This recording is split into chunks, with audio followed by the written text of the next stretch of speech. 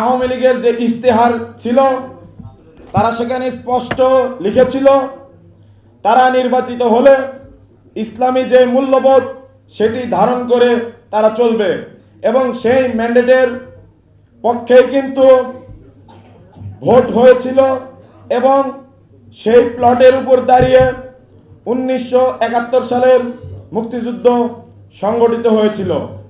কিন্তু আমি স্মরণ করতে চাই 24-এর গণ অভ্যুত্থান এবং 71-এর মহান মুক্তিযুদ্ধ আজকে 2024 সালের ডিসেম্বরে দাঁড়িয়ে খুবই প্রাসঙ্গিক। আমরা বলতে চাই সকল ফ্যাসিস্টের গোড়া কিন্তু এক জায়গাতেই।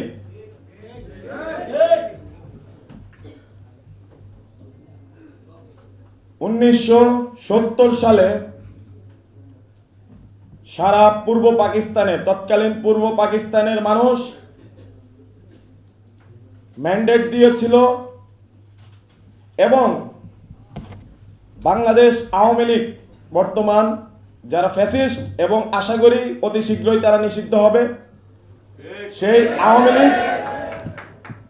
আওয়ামী লীগের যে ইশতেহার ছিল তারা সেখানে স্পষ্ট লিখেছিল তারা নির্বাচিত হলে ইসলামী যে মূল্যবোধ সেটি ধারণ করে তারা চলবে এবং সেই ম্যান্ডেটের পক্ষে কিন্তু ভোট হয়েছিল এবং সেই প্লটের উপর দাঁড়িয়ে 1971 সালের মুক্তিযুদ্ধ সংগঠিত হয়েছিল। কিন্তু মুক্তিযুদ্ধ হওয়ার পর যেই সংবিধান 72-এর সংবিধান সেখানে ধর্মনিরপেক্ষতাকে ঢুকানো হয়েছে। এইখানে ধর্মনিরপেক্ষতার কোনো সুনির্দিষ্ট ব্যাখ্যা তৎকালীন সরকার এবং সদ্য বিদায়ী যে ফ্যাসিস্ট সরকার তারা কিন্তু ব্যাখ্যা প্রদান করতে পারেনি। কিন্তু তাদের আচরণে বিভিন্ন সময়ে প্রমাণিত হয়েছে ইসলামোফোবিয়াই হলো ধর্মনিরপেক্ষতা।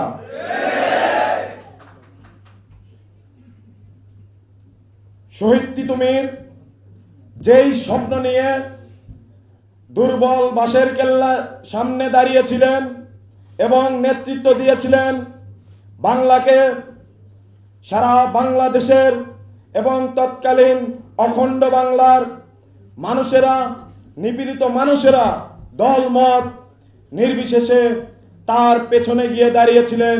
সেখানে কোনো ভেদাভেদ ছিল না, কোনো ধর্মীয় ভেদাভেদ কিন্তু ছিল না। কিন্তু ফ্যাসিস্টরা তিতুমীর এবং তার যে আদর্শ সেই আদর্শকে বারবার ওহাবি বলে দূরে ঠেলে দিতে চেয়েছে। কিন্তু তার এই যে মুক্তির চেতনা, তার যে আদর্শ, সেই আদর্শ দেখেই কিন্তু হিন্দু মুসলমান নির্বিশেষে সবাই তার পেছনে গিয়ে দাঁড়িয়েছিলেন। তার যেই স্বপ্ন, বাংলার মুক্তির স্বপ্ন এবং বাংলাদেশের মানুষের মুক্তির স্বপ্ন, তার যে চেতনা সেটিকে বাস্তবায়ন করার জন্য এই ছাত্র জনতার অভ্যুত্থান হয়েছে বলে আমরা মনে করি। একই সাথে দারুল উলুম দেওবন্দ থেকে ব্রিটিশ বিরোধী যেই আন্দোলন, যেই শক্তি গড়ে উঠেছিল সেটিও আমাদেরই চেতনা, আমরাও সেটিকে ধারণ করি এবং যেই আজাদির ঢেউ দারুল উলুম দেওবন্দ পুরো ভারতবর্ষ হয়ে আফগানিস্তান অবধি পৌঁছে গিয়েছে সেটিকেও আমরা ধারণ করি এবং আমরা মনে করি সেটি আমাদেরই চেতনা। সংগ্রামী ভাই এবং বন্ধুগণ, আমি আমার বক্তব্য খুব বেশি দীর্ঘায়িত করব না। বিভিন্ন সময়ে মুসলমানদের যে অবদান সেটিকে খাটো করে দেখানোর চেষ্টা করা হয়। একটি বিষয় বঙ্কিমচন্দ্র চট্টোপাধ্যায় তার লেখায় খুশি হয়ে তার লেখালেখিতে খুশি হয়ে তৎকালীন ইন্ডিয়ান এম্পায়ার মানে ভারত সম্রাট তাকে উপাধি দিয়েছিলেন সিআইই। আমি পরবর্তীতে অনেক ঘাটাঘাটি করে দেখলাম সিআইই মানে হলো কম্প্রাদর অফ ইন্ডিয়ান এম্পায়ার, মানে ভারত সম্রাটের দালাল। তার লেখালেখিতে খুশি হয়ে তাকে এই উপাধি দেওয়া হয়। এইটার মিনিং যে এলাবোরেটলি এইটা দাঁড়ায় সেটি কখনো কেউ প্রকাশ করেনি। যাই হোক, কালচারাল সাইড থেকে মুসলমানদেরকে মাইনাস করার ষড়যন্ত্র পূর্বেও ছিল, এখনো হয়তো আছে। আমি প্রত্যাশা করব আমাদের যে নতুন বাংলাদেশ, সেই নতুন বাংলাদেশে ধর্মীয় যে মূল্যবোধ, সর্বধর্মের যে মূল্যবোধ সেটি বজায় থাকবে এবং রাষ্ট্রীয়ভাবে সেটি স্বীকৃত হবে এবং রাষ্ট্রের বিভিন্ন অনুষ্ঠানেও আমরা তার বাস্তবায়ন দেখতে পাব।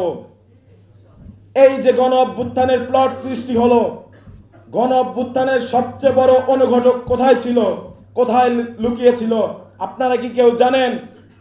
সেটি হলো ৭২-এর সংবিধান। ৭২-এর সংবিধানের 4টি মূলনীতির প্রত্যেকটি একটি আধুনিক প্রজাতন্ত্রের বিরোধী। যেই বাঙালি জাতীয়তাবাদের কথা বলা হয়, আমরা এখানে বলতে চাই যেই চাকমা কিংবা রংপুরে বসবাসকারী সাঁওতাল কিংবা ময়মনসিংহের গারো পাহাড়ে বসবাসকারী গারো, তার অধিকার কিন্তু এই মূলনীতির দ্বারা, এই সংবিধান দ্বারা বাস্তবায়িত হয় না। একই সাথে মোহাম্মদপুর কিংবা মিরপুরে বসবাসকারী বিহারি সম্প্রদায়, যাদেরকে জেনেভা ক্যাম্পে মানবেতর জীবনযাপন করতে হয়, বাঙালি জাতীয়তাবাদ কিন্তু তাদের মানবাধিকারের স্বীকৃতি দেয় না। আমরা বলতে চাই 24-এর এই গণ অভ্যুত্থানের মাধ্যমে নতুন একটি প্রজাতন্ত্রের জন্ম হয়েছে।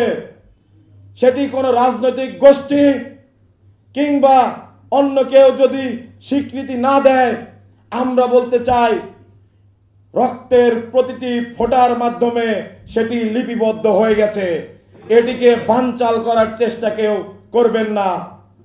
যেই আজাদির ঢেউ বাংলাদেশ হয়ে পশ্চিমবঙ্গ ঘুরে কাশ্মীর হয়ে সিরিয়া অবধি পৌঁছে গেছে, সেই আজাদিকে বজায় রাখবার জন্য আমরা বাংলাদেশের ছাত্র সমাজ প্রস্তুত ছিলাম এবং থাকবো ইনশাল্লাহ। শহীদের রক্তের উপর দাঁড়িয়ে, এই রক্তভেজা বাংলাদেশের মাটিতে দাঁড়িয়ে এটি আমাদের প্রতিজ্ঞা। ইনকিলাব জিন্দাবাদ। পয়লা জানুয়ারি অনলাইনের জনপ্রিয় চ্যানেল চেঞ্জ টিভি তাদের প্রতিষ্ঠাবার্ষিকী।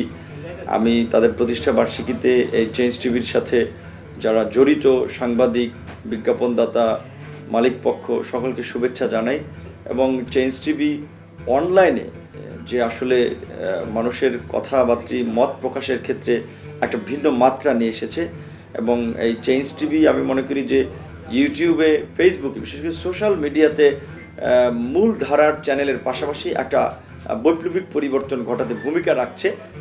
চেঞ্জ টিভির পাশাপাশি অন্যান্য যারা কাজ করছেন তাদেরকেও বলবো আপনারা বস্তুনিষ্ঠ এবং সত্য তথ্য প্রকাশের মাধ্যমে আপনাদের অবস্থান মানুষের কাছে তুলে ধরবেন। আপনারা যদি সঠিক লাইনে থাকেন, আপনারা মানুষের কাছে জনপ্রিয় হবেন, মানুষের কাছে আস্থাশীল হবেন। এটা সত্য যে এখন মূলধারার গণমাধ্যমের নানা ধরনের নিয়ন্ত্রণের কারণে সব তথ্য তারা প্রকাশ করতে পারতেছে না। সেই ক্ষেত্রে অনলাইন কিন্তু একটা তথ্য প্রকাশের ক্ষেত্রে গুরুত্বপূর্ণ মাধ্যম, এবং এখন বিজ্ঞাপনের ক্ষেত্রেও অনলাইন একটা বড় জায়গা হয়ে দাঁড়িয়েছে। কাজে অনলাইনে যারা ভালো ভূমিকা নেবেন তাদের ভবিষ্যৎ ভালো, এবং আশা করি চেঞ্জ টিভি সেক্ষেত্রে সবার অগ্রভাগে থাকবে।